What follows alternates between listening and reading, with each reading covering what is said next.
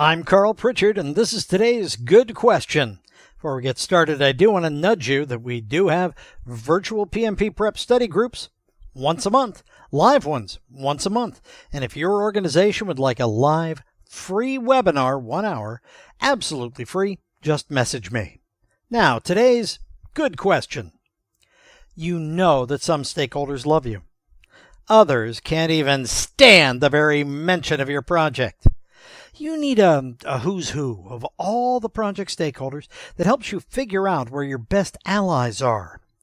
A good tool for that would be a good question. Here are 4 tools. Well, I say there are 4 tools, but I'm lying to you. One of these doesn't even exist. I made it up. And then to make it seem even more real, I used an acronym.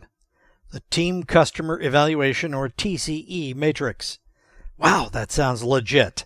It's not, and PMI does this on the exam. Be braced for that. So, you can get rid of it if you've never heard of it, or if it just sounds, that seems wrong or weird. Yeah, it probably is. So we get rid of that one, and we're left with Salience Model, Communications Grid, or the Stakeholder Engagement Matrix. A Salience Model is the power and influence grid. The power and influence grid. It says who's high power, who's high influence.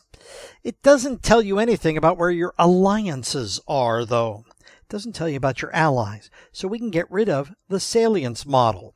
And that leaves us with the stakeholder engagement matrix, or the communications grid. The communications grid is yet another term that you could say, well, I've seen one of those. Yeah, but I made it up again. It just sounds more legit because it sounds old school. But the right answer is the Stakeholder Engagement Matrix. Good question. If you'd like to join us, again, we have free PMP prep study groups once a month virtually, once a month live. Message me and check in for our next Good Question.